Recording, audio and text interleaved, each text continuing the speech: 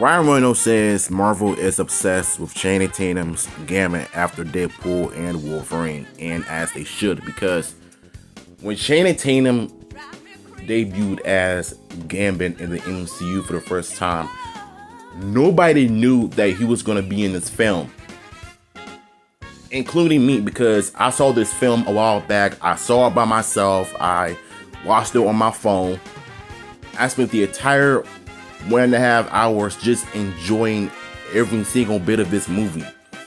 But when it comes to Gambit alone, let's just say that the hype for Channing Tatum's Gambit is definitely real, because a lot of us do want to see a solo Gambit film under Channing Tatum, because this man brought this character to life like no other actor has ever done. Yes, he was in X-Men or in just Wolverine, but to me, I wasn't really a fan of that version. I don't know. Maybe it's because it's not comic accurate. Maybe it's because they wanted to use their own original ideas. But when it comes to the MCU, however, I literally feel like these people knew how to give comic fans what they want. A comic accurate version of the heroes from the comics. A good MCU film that doesn't involve politics. And not only that, but Hugh Jackman as Wolverine wearing a towel for the first time in 20 years. That it almost took them by that point. But I would like to think that maybe, just maybe, Channing Tatum does have a future in the MCU. If they give him the role once again to have a solo film, because we all know that he's going to be in Avengers Doomsday and Secret Wars. So Gambit is not going anywhere. This is just the beginning of the MCU having a renaissance. And that's saying something. But we also have a clip of them talking about Channing Tatum's performance as Gambit. So we're going to go ahead and take a look at that right now. Yeah, and unfortunately, I couldn't find a clip. They were just talking about Deadpool finding Wolverine so they could go on this mission to save their timelines and stuff. But I honestly don't know what goes on behind closed doors in the bookkeeping sections at Marvel, but I do know that they're obsessed with him in that role. Reynolds says of Tatum's car singing Cajun Mutant on Entertainment Weekly, it's kind of like the same situation I went through. Once you show that it works well, that's really what they need. Sometimes they just need to see it in action. And boy, did they show it in the film. A lot of people love Channing Tatum's Gambit. They all want to see him, like including myself. We want to see a solo Gambit movie. And I know we're going to end up getting it because, like I said, he's going to end up returning in Adventures, Doomsday, and maybe Secret Wars. After all, Gambit debuted in 1991. So, yeah, I do want to see it to the studio that there was enough hype to move forward with the movie. Earlier this year, Ryan Reynolds admitted he might have provided an assist leak. In a similar way, he hopes Deadpool and Wolverine can be a proof of connect to Marvel to bring back Tatum as Gambit. It took a lot of Hugh Jackman and Reynolds to battle Disney over trying to make a good comic book movie just right without adding unwanted certain propaganda agendas into the movies. And we've had that long enough in the past. Like, we want straightforward, by the book, straight to the point, comic book adaptation done right, and we actually got it with, Deadpool and Wolverine. And there are some millennials and liberals that are crying and complaining that Deadpool claims that he's Marvel Jesus. Like, it's just a movie.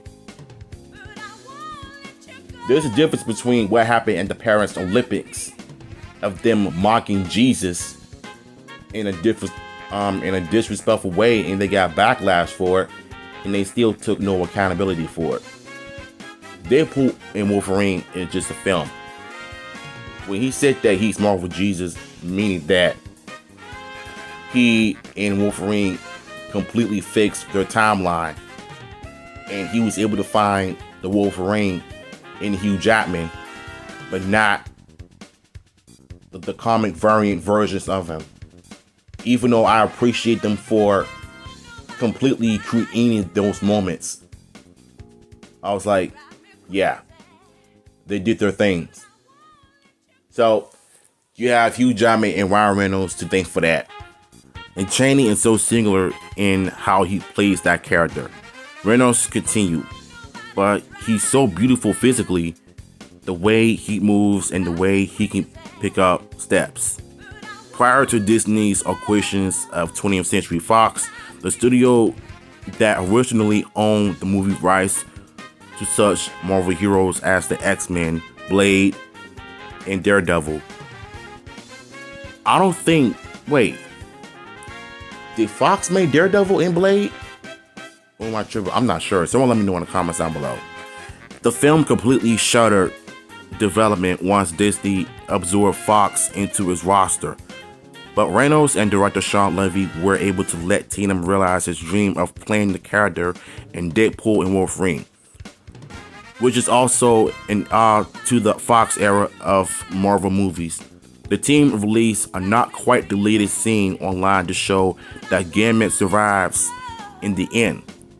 The scene appeared on the small screen in the background of a particular scene, but it mostly went unnoticed until Reynolds and co released it in full online. And I done a video on that a while back, and I believe that once he survived the fight, he might have seen the portal to go back to his timeline. And because a lot of people were telling me that it was not his eyes turning red, it literally looked like that. That's why I made that thumbnail for a reason. Because Gambit, he's known for having black pupils, but the red eyes in the middle. So I would like to think that maybe somewhere in the future, when they do make a solo Gambit film, when he appears in both Avengers movies, they'll give him the black eyes, black and red eyes, like in the comics and the TV show. I don't know if they will, but it's possible. So there's a lot of things that we need to talk about in terms of Channing Tatum's Gambit's concern. For one thing, the man brought it. He brought the energy. He brought the character to life in Deadpool and Wolverine. And 2024 was the year of Gambit. And I even did my first drawing of him, and I might do another one in the future, if not better. So I would say that 2024 was the year of Deadpool and Wolverine. Why? Because it is the most successful MCU film of all time, joining in a $1 billion club. Just like Spider-Man No Way Home, Deadpool and Wolverine completely beat every single film, from Barbie to any other film that comes before and after it. It crushed the box office like we all predicted it. Ever since the trailers came out, we all seen how this movie is going to end up doing. We saw cameos, and we've seen how the plot worked. Some people say that the plot was the weakest part of the film. I can care less about the plot, because basically all they wanted to do is fix their timeline and make sure nobody dies when they watch, to end on a bad note. And they saved it. And the part where Wesley Snipes and Elektra said that they have their ending, we didn't really see their ending. I would have loved to see that, but in the end, I got what I wanted. The fans got what they wanted, and hopefully, maybe, when Wolverine and Gambit return in Avengers Secret Wars, and we might possibly see Venom in the MCU for the first time. And please, for the love of God, give him the spider logo on his chest. That is what Sony was missing in the first 3 Venom films. Though I've heard that The Last Dance did really good in the box office, so I might check that out in the future. But yeah, what are your thoughts on this article? Let me know in the comments down below, and I'll catch you in my next